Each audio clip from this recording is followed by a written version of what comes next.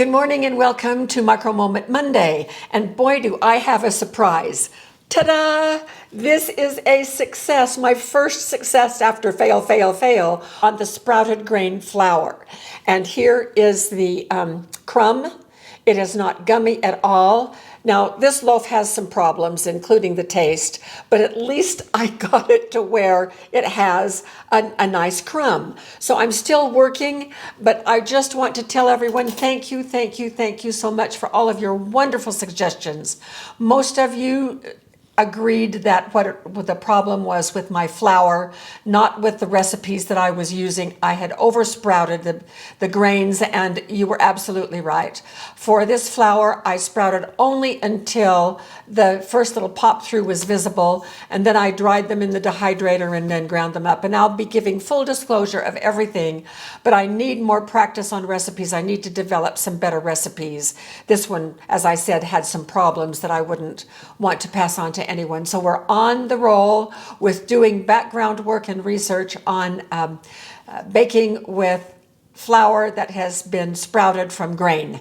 So now on to today's topic. I am so excited to announce that this year we are going to be doing a series of videos, several videos, on marvelous beans. Look at these beans.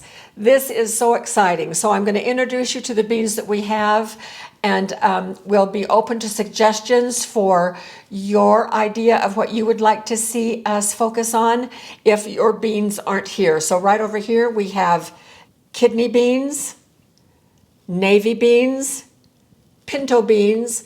When I was growing up in our family for our food storage, we had several hundred pounds of pinto beans. Pinto beans were the only beans that we stored in our food storage. So these are cannellini beans, black beans, and Asazi beans, and our newest addition. These are Great Northern, and these are garbanzo beans or chickpeas, and these are Jacob's cattle beans. Then in this container, I have just individual packages of a mix of different beans. I have black-eyed peas and I have lima beans. So what about beans? Why might we focus a year's worth of our work on learning more about beans? There are many reasons, and the top reason from my perspective is the nutrition that is packaged in a food that will last for years on our shelf. And we just can't ask for anything more than that. Good nutrition, long shelf life. And so that is the main two things that motivate us to have a wide variety of beans for storage. There are dozens and dozens of variety of beans. These probably fit in the more well-known. I have on order a couple of more. And here's what we're going to do throughout the year. Every couple of 3 weeks, we're going to have a bean video, but we're going to be focusing in on just one variety of beans. We're going to see how they sprout, and if those sprouts taste good to eat that we might be able to use in salads. We're going to see if they do fast beans very well, which means that we cook them and then we dehydrate them or freeze dry them, and then we can package them dry again, and they will cook up in anything that we need in about 10 minutes. And then we're going to be learning the individual qualities of beans, what the beans are best used for in terms of cooking, recipes, and that kind of thing. I will be making a little individual handout sheet for each one of the beans that we do. And then ultimately, we will probably turn it into a book with more expanded information.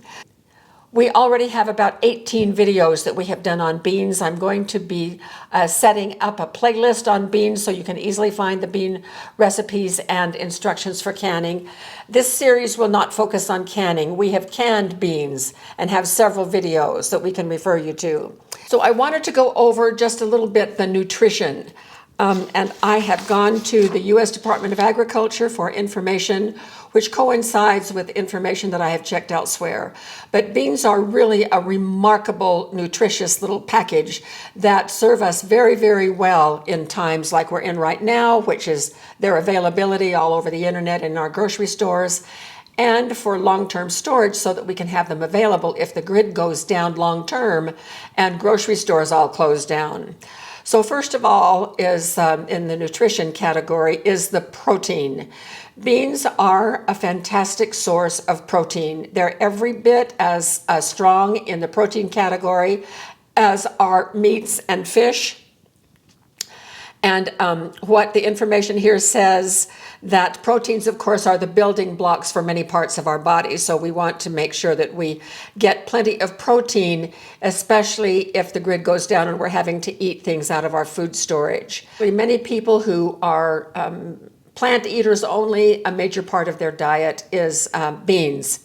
Second is fat. And beans are naturally low in fat. Beans contain no cholesterol, no trans fat, and it provides double the amount of calories that protein does. And so the fat that is in beans is a very healthy fat, and it will help reduce calories eaten overall. Fiber. Beans are very high in fiber, and fiber is very necessary in our diets. There's two types of fiber, and I just would like to read this to you. The body is not able to digest or absorb fiber the same way as it can digest protein, carbohydrates, and fat. Fiber is found in two forms, soluble fiber and insoluble. That means it's dissolvable or not dissolvable. Soluble, which is dissolvable, soluble fiber breaks down in water to create a gel-like material that may help to lower cholesterol and blood glucose levels. Beans, oats, fruits, and vegetables all have soluble fiber. Insoluble fiber does not break down in water, but instead promotes digestion by increasing the movement of bulk waste out of the body's digestive system. Insoluble fiber helps to reduce constipation and is found in beans as well as fruits, vegetables, nuts, and whole grain products. Foods that are high in fiber, like beans, may also help make us feel full for a very long time. So if any of us need to bulk up on our fiber, beans are really a wonderful way to do that. And then, of course, beans have a whole array of vitamins and minerals, and we will be going into those details, the macronutrients, once we get into the individual beans. So here is the overall plan. These 9 varieties will each have their own videos, individual videos, where we go into the details that I have mentioned above. If you have another kind of bean that would be widely accepted, we would also consider that as well. I have a couple of other varieties on hand that I'll be introducing a little bit later. I want to try them out first before I include them in what we are going to be doing. So the next bean video will be on bean fundamentals. And what I want to do there is to give you a background in how I'm going to be preparing the beans, how I'm going to cook them, the soaking procedure, the cooking procedure, and all of those types of procedures, so that when we do an individual bean video, we won't have to repeat that information with every single bean, unless there is something different about what we might do with an individual bean. So first comes the fundamental video, and then after that, we will start our videos on the individual beans. I am really looking forward to this. This series is going to take a lot of work on our part, and so we're going to be watching carefully to be sure that this series is well received. We want to be sure that enough people are interested in this series so that we can continue it, and we will tell interest is gauged by the number of views and the comments that we have. So please let us know how you're feeling about the possibility here, and let us know if you have a favorite bean that we could also look into to see if it would fit with what our overall plan is.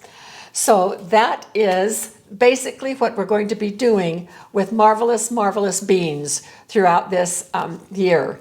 And I'm looking forward to it because my experience in eating beans when I was growing up, my mother fixed pinto beans, pinto beans, pinto beans. And we had 2 recipes, chili and ham and beans. And we really liked both of those meals. But there is so much more that we can use beans for, and especially drawing upon things that we already have in our food storage. So this will be sort of an emergency preparedness slash food security series that I hope we can all really start trying out. And the bottom line is, as we go through this whole host of beans and you are motivated to check out one or the other, you'll be able to figure out which beans you would like to focus on and build up your food storage in with those particular varieties of beans. So I think it will have a great time. Let us know what you think. And thanks for joining us today, and we'll see you next Monday for another micro moment.